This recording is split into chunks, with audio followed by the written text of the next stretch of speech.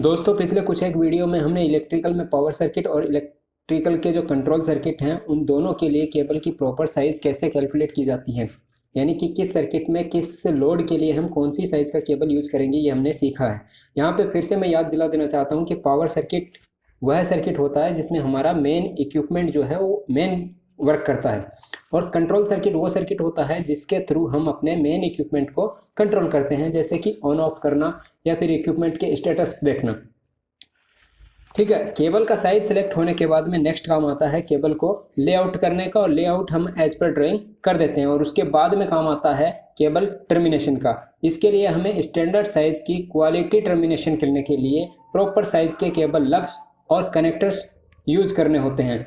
तो आज के इस वीडियो के अंदर हम केबल लग्स और कनेक्टर्स के बारे में ही जानेंगे, और जानेंगे कि जो स्टैंडर्ड साइज के कनेक्टर्स और लग्स होते हैं उनकी कौन कौन सी टेस्टिंग जो है अप्रूव करने के लिए, यानी कि लग्स की अप्रूवल के लिए कंपनी के द्वारा टेस्टिंग होके आते हैं, क्रिम्पिंग कैसे करते हैं और कितने टाइप्स के होते हैं।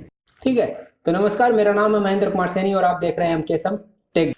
दोस्तों, जिन टेस्टिंग की मैं बात कर रहा था कि जो लग्स और कनेक्टर्स जो रहते हैं वो कंपनी से जो अप्रूव होके आते हैं वो 3 टाइप की टेस्टिंग से गुजर के आते हैं, जिसमें पहला टेस्ट होता है वायर सिक्योरनेस टेस्ट। इसमें हम केबल को कनेक्ट करने के बाद कनेक्टर से, उसके बाद हम क्या करते हैं, केबल को ट्विस्ट करते हैं, और ट्विस्ट करने के बाद हम देखते हैं कि हमारी केबल के जो स्टड्स होते हैं, जो कंडक्टर के स्टड्स होते हैं वो कहीं बाहर नहीं निकल। दूसरा जो टेस्ट होता है वो होता है इसका स्टैटिक हीटिंग टेस्ट। इसमें क्या होता है कि कंडक्टर में क्रिम्पिंग करने के बाद में एक शॉर्ट सर्किट या नॉर्मल करंट हम उसमें फ्लो करवाते हैं कनेक्टर से। ठीक है, उसके बाद में हम देखते हैं कि कहीं हमारा कनेक्टर जो है वो हीट तो नहीं हो रहा, यानी कि हमारा बहुत ज़्यादा हीट होने से भी हमारा क्या होगा, कनेक्टर जो होगा एक्सपेंड होके या फिर हमारे इंसुलेशन को डैमेज करेगा। ठीक है, तीसरा टेस्ट जो होता है वायर पुल आउट टेस्ट होता है, जिसके अंदर केबल के कनेक्टर को कंडक्टर से कनेक्ट क्रिम्प करने के बाद में एक मैकेनिकल लोड डाल के हम ये देखते हैं कि कहीं हमारा जो कंडक्टर है वो पुश नहीं है कर रहा। ठीक है, यानी कि हमारा कंडक्टर जो है कनेक्टर से निकल तो नहीं रहा। ठीक है, और उसके बाद में हम देखेंगे कि क्रिम्पिंग जो है, क्रिम्पिंग का सही मेथडोलॉजी क्या है। उसके लिए पहली स्टेप ये होती है कि आपके पास जो भी केबल है उसके सारे जो इंसुलेशंस होते हैं, आर्मरिंग वायर है, वो सभी हम उसका जितनी साइज का हमारा केबल लग का बैरल होता है उस बैरल की साइज का केबल से इंसुलेशन हटा लेते हैं। हटाने के बाद में दूसरी स्टेप होती है कि जो कंडक्टर हमारा मेन कंडक्टर है उसके ऊपर कुछ भी इंसुलेटिंग के या जो कोरोजन टाइप का कुछ भी लगा हुआ होता है तो उसको हम सैंड पेपर से या फिर किसी ब्रश से अच्छे से क्लीन कर लेंगे। और तीसरा स्टेप होता है हम अपने लग को केबल के कंडक्टर में अंदर फंसा के उसके बाद में उसको क्रिम्प कर देते हैं। क्रिम्पिंग के लिए जो 2 टाइप के टूल्स यूज होते हैं, जैसे छोटे साइज की जो केबल्स होती हैं, छोटे साइज की जो केबल होती हैं उनके लिए हम ये वाला टूल यूज करते हैं क्रिम्पिंग के लिए। यहाँ पे होल्स होते हैं जिनके अंदर हम अपने लग को फंसा के क्रिम्प करते हैं। ठीक है, और जो पावर केबल्स होती हैं यानी कि बड़ी साइज की जो केबल्स होती हैं उनको इस टाइप के टूल से क्रिम्प किया जाता है, जिसमें बहुत सारी अलग अलग साइज की डाइज होती है जो कि यहाँ पे हम डाल देते हैं, और उसके बाद में हम अपना लग है वो यहाँ फंसा देते हैं, और इसके बाद में हम इसको पुश करके क्रिम्प कर देते हैं। ठीक है, क्रिम्प करने के बाद में हमें फिजिकल इंस्पेक्शन करना रहता है कि हमने जो क्रिम्पिंग किया है वो अच्छे से हुआ है या नहीं। इसके लिए हम देखते हैं कि हमारे जो केबल था उसके जो वायर के स्टड्स थे वो कहीं बाहर तो नहीं छूट गए, या फिर हमारा जो लग है वो कहीं फट तो नहीं गया क्रिम्पिंग करने के टाइम पे। ये सब देखने के बाद में हम इंश्योर हो जाएंगे कि हमारा जो लेग है वो अच्छे से क्रिम्पिंग हो गया है। उसके बाद में हम क्या करेंगे, यहाँ पे ये वाला जो एरिया होता है उसको भी हम जो है इंसुलेशन टेप के द्वारा या फिर इंसुलेशन सीट बेरिक के द्वारा इस पे डाल के हॉट ब्लोअर से इसको अच्छे से इंसुलेट कर देते हैं। ठीक है, तो ये हमारा क्रिम्पिंग का जो कार्य होता है वो इस तरीके से हम कंप्लीट हो जाता है, और उसके बाद में हम बोल्ट से टर्मिनेट कर देते हैं।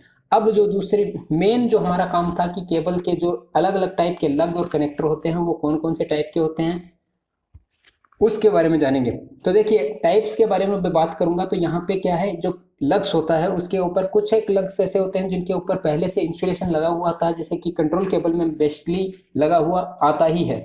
और जो पावर केबल्स होती हैं उनके अंदर ये जो है लग के ऊपर जो या कनेक्टर के ऊपर जो है इंसुलेशन का मटेरियल जो है वो नहीं होता है। तो ये इंसुलेटिंग मटेरियल के बेस के ऊपर नॉन इंसुलेटिंग या फिर इंसुलेशन है वो पीवीसी का इंसुलेशन हो सकता है या फिर नायलॉन का इंसुलेशन हो सकता है। कनेक्टिंग का जो मटेरियल है यानी कि हमारा जो मेन मटेरियल है, जो लग है या कनेक्टर है उसका, वो कॉपर हो सकता है, प्योर कॉपर हो सकता है, या फिर कॉपर के ऊपर टिन की कोटिंग किया हुआ मटेरियल हो सकता है, या फिर एल्यूमिनियम होता है, या फिर ब्रास यूज करते हैं, या फिर बाई मेटेरियल यूज करते हैं जिसमें हम कॉपर और एल्यूमिनियम का मेटेरियल यूज करते हैं हमारे लग और कनेक्टर के लिए। ठीक है, कौन से साइज का कॉपर लग हम कहाँ पे यूज करेंगे और कौन सा मटेरियल का यूज करेंगे, ये हम इस वीडियो के अंदर अच्छी तरीके से जान जाएंगे। देखिए बाजार के अंदर जो है कुछ स्टैंडर्ड साइज के लग और कनेक्टर्स ही मिलेंगे आपको। ऐसा नहीं है कि आपके अंदर जो भी आपके मन में आए वैसा नहीं मिलेगा।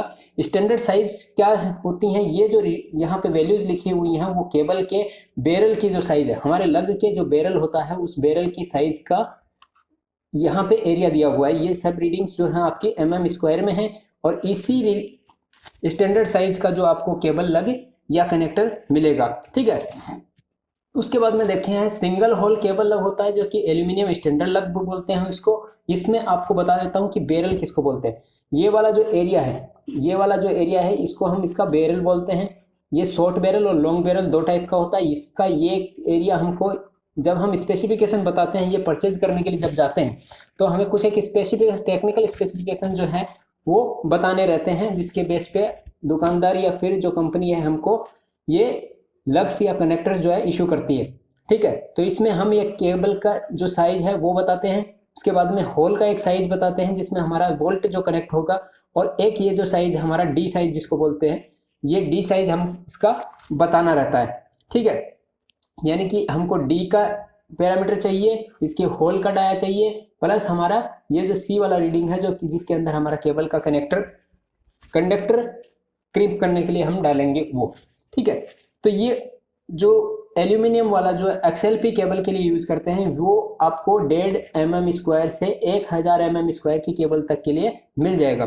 दूसरा जो है लाइट ड्यूटी केबल्स जो रहती हैं, जो हल्की जो केबल रहती हैं उनके लिए यूज होता है ये वाला लग, जो कि आपको 35 mm² से 800 mm² के लिए केबल के लिए मिल जाएगा। ठीक है, दूसरा इसके बाद में आता है बेल माउथ केबल लग, जिसके अंदर आपको नॉर्मल वाला जो स्टैंडर्ड लग है उससे इसमें डिफरेंस ये रहता है कि इसका जो माउथ है वो थोड़ा सा बाहर से खुला हुआ रहता है। ठीक है, ताकि हमारा जो कंडक्टर है वो फ्लेक्सिबल केबल्स के अंदर जिसमें स्टड्स बहुत ज़्यादा रहते हैं उसको हम आसानी से फंसा सकें। और उसके बाद में यहाँ ये वाला जो माउथ है उसको क्रिम्प कर दिया जाता है, जिससे हमारा जो केबल है वो अच्छे से क्रिम्पिंग हो जाता है। ठीक है, उसके बाद में देखिए जो बस बार्स होती हैं, ट्रांसफार्मर की बस बार है या फिर हमारा स्विच गियर का जो बस बार होता है, वहाँ पे जो हम यूज करेंगे ये कॉपर या फिर एल्यूमिनियम दोनों टाइप का हो सकता है। यहाँ पे इसमें क्या होता है कि होल्स हमारा माउंटिंग बहुत मजबूत रहना चाहिए, इसके लिए हम जो है 4 होल लग्स यूज करते हैं।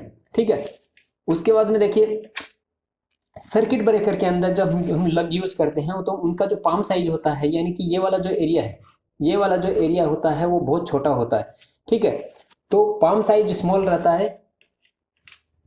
और उसके बाद में मैंने आपको जो बताया था कि लॉन्ग बैरल लगाते हैं और एक शॉर्ट बैरल लगाते हैं। जैसे ये लॉन्ग बैरल लग है कि इसका ये वाला जो लेंथ है, ये वाला लेंथ जो है वो बहुत ज़्यादा है, और एक शॉर्ट बैरल जो लग होते हैं वो अलग होते हैं, उनका जो ये वाला साइज होता है वो कम होता है। ठीक है, उसके बाद में देखिए डिन एक स्टैंडर्ड है।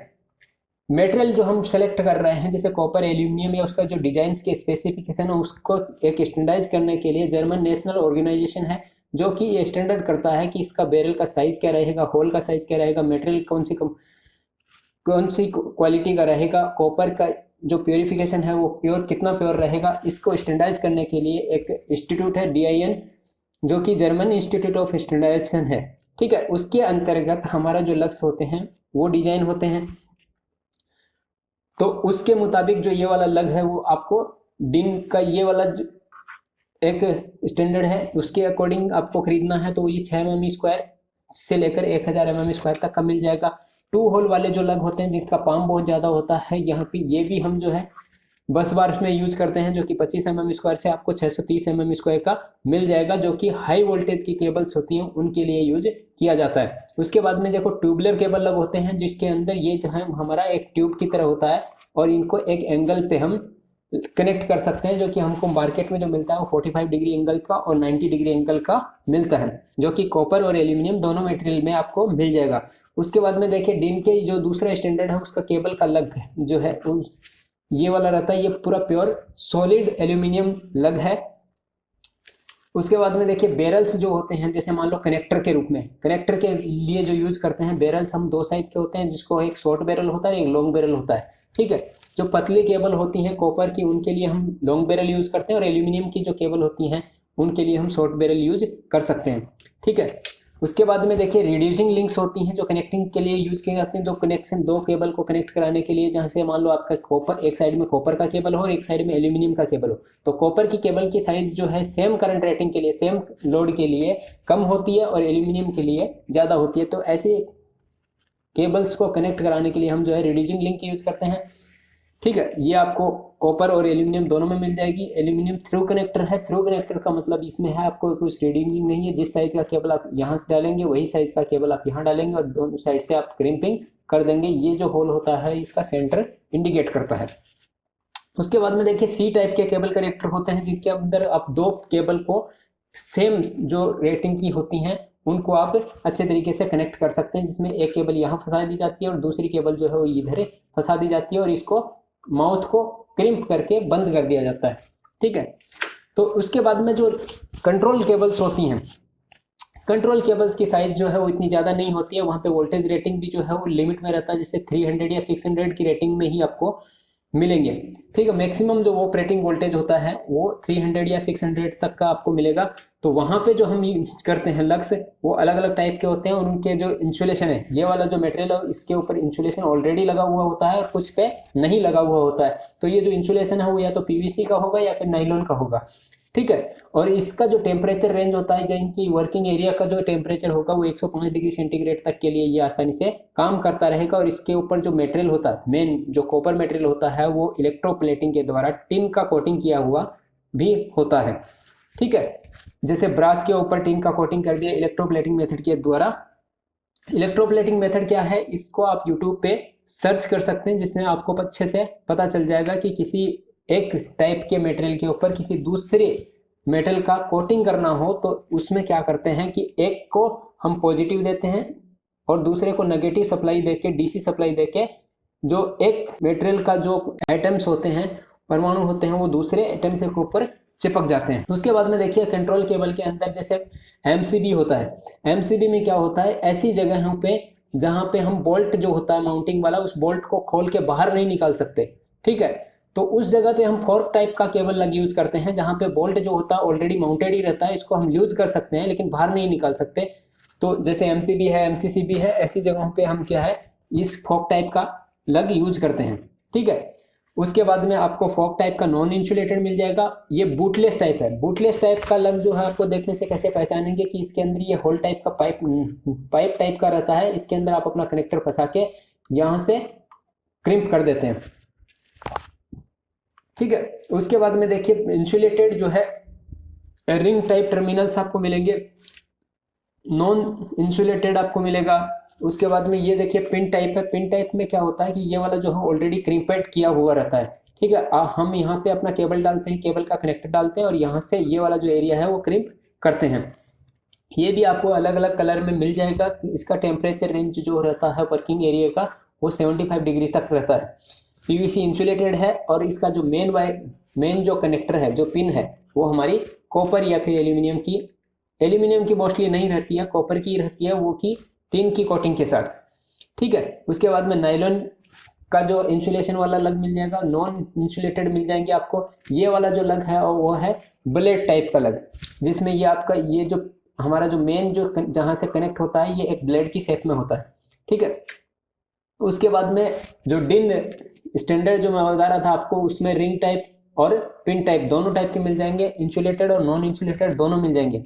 ठीक है, उसके बाद में डिन के स्टैंडर्ड्स में ही आपको फोक टाइप केबल का जो कनेक्टर्स हैं या फिर लग है वो मिल जाएगा, जो कि कॉपर के मटेरियल का नाइलॉन इंसुलेटेड या फिर पीवीसी इंसुलेटेड। ठीक है, उसके बाद में देखिए डिन का ही नॉन इंसुलेटेड फोक टाइप का स्टैंडर्ड का जो केबल है कनेक्ट लग है वो भी आपको मार्केट में मिल जाएगा। ये DIN के स्टैंडर्ड का ही पिन टाइप टर्मिनल है या फिर PVC इंसुलेटेड हमारा पिन टाइप केबल लग है, ठीक है।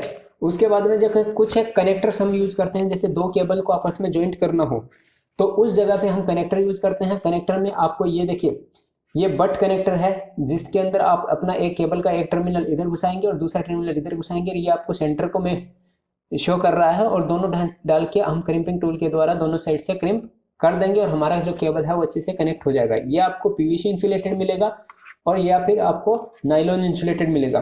दोनों का टेम्परेचर लगभग सेम ही रहता है, वोल्टेज रेंज भी आप जैसे रिक्वायरमेंट होती है उस हिसाब से आप यूज कर सकते हैं, ठीक है।